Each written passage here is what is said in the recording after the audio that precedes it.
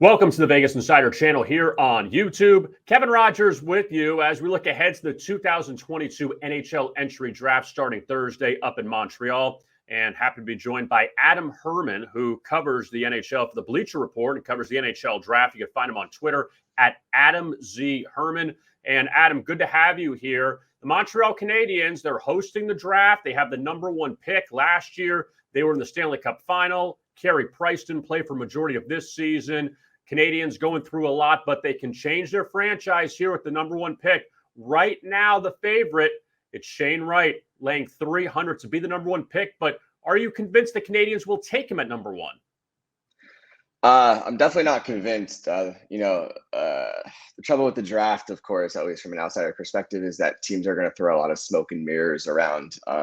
That's going to be especially true for Montreal now, if only because they want to create as much drama as possible because they're hosting the draft. So they want their fans to kind of feel the hype and, tune in and kind of, feel the moment for what it is, which is, like you said, a huge moment for them to build something new and turn the franchise around. So I think, unless you have true inside access right now, I think anyone who claims to know for sure what the Canadiens are going to do, I think they're lying. But I do agree. I think, Shane Wright has to be the favorite right now for a number of reasons.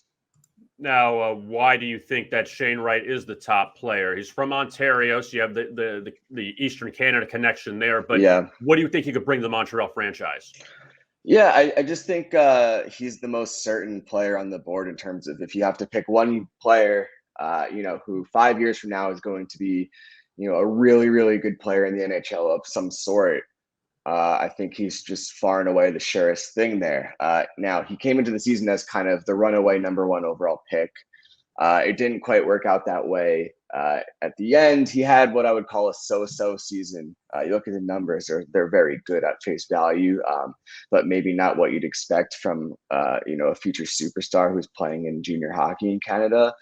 But the thing with Shane Wright is that his game isn't even purely offense. He's not going to wow you with highlight reel goals the way a Connor McDavid or Austin Matthews would. For him, his game is more about kind of how well-rounded he is as a player. He's going to do a lot of offensive things. He's going to score his goals and create assists, but he's more of like a cerebral, intelligent player who's going to do a lot of things off the puck. He's, he's smart. He's a good forechecker. He's a really good defensive center. With him, what you're looking for there is not really kind of like a superstar who's going to, win awards for the goals and points, but he's going to be a great player in every facet of the game, kind of a 7 or 8 out of 10 in kind of every area of hockey. And he's, the kind of player who I think, teams expect to be a captain of an NHL team for, a decade plus and can maybe lead your team to a Stanley Cup, even if he's not like a superstar. So right behind Shane Wright, Adam, is Juraj Slafkovsky. He's at 2-1 to be the number one pick, but minus 180 to go number 2 to the New Jersey Devils. And the Devils, a team that it feels like they've been trying to build up to get out of the bottom of the Metro for all these seasons. Maybe Slafkovsky can be the next piece for them. He's from Slovakia. He helped lead them to the bronze medal in the Olympics. What can you say about Slovakia or about this player, Slafkovsky, and what he could maybe bring to New Jersey if he goes number 2? Yeah, so I'll tell you, I actually have Logan Cooley second on my personal board. However, number one, I think it's very tight, and I think you can absolutely justify Slafkovsky second overall. And secondly, if you look at the Devils, they already have Nico Hischier and Jack Hughes at center already. You're looking at 2 guys there who are kind of linchpins for their team for long term. So it would make a lot of sense. I think best player available is mostly the route to go in the NHL draft, but it would sure make a lot of sense for them to draft a defenseman or a winger like Slafkovsky. You look at him and there's a lot of comfort with him because number one, he's already has NHL size. I believe he's 6'4" or 6'3" or 6'4". And already very heavy. And like you said, he did very well at the Olympics. He's done well against men at the pro level, at the international level. So there's just a lot of feeling of comfort with him that, he might not be too far off from the NHL and that a lot of his game will translate at the NHL.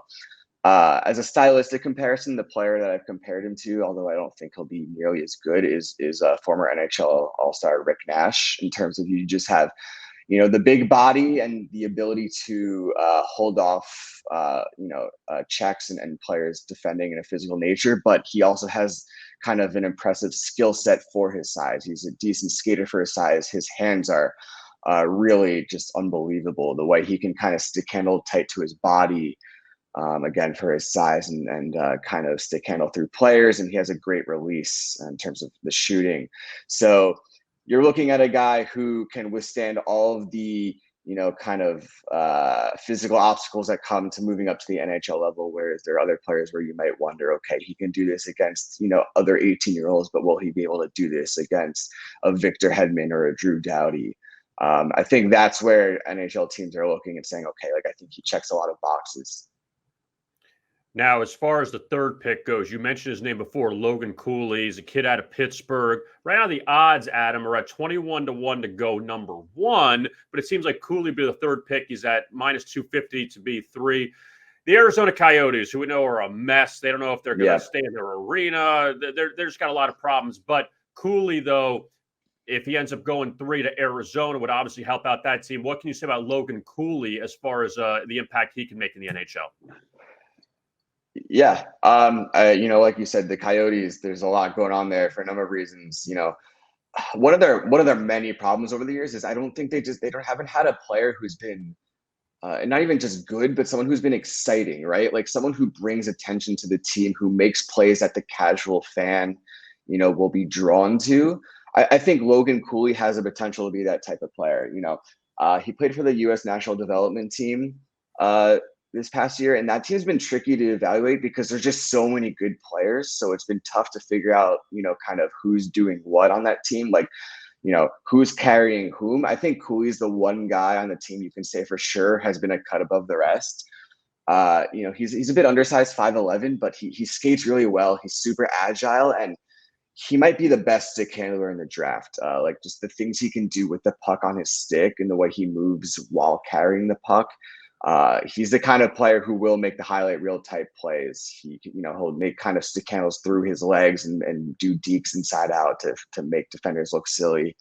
He has pretty good hands in terms of he can shoot the puck, and kind of his shot is hard for goaltenders to read. It's not overly powerful, but he just kind of snaps it really quick, and his playmaking instincts are also very high end. So you're getting a guy who kind of is going to score goals. He's going to create a lot of assists through his through passing, and the stick handling just has a wow factor to it. He's just kind of the player who will make those high end plays that not many players are able to.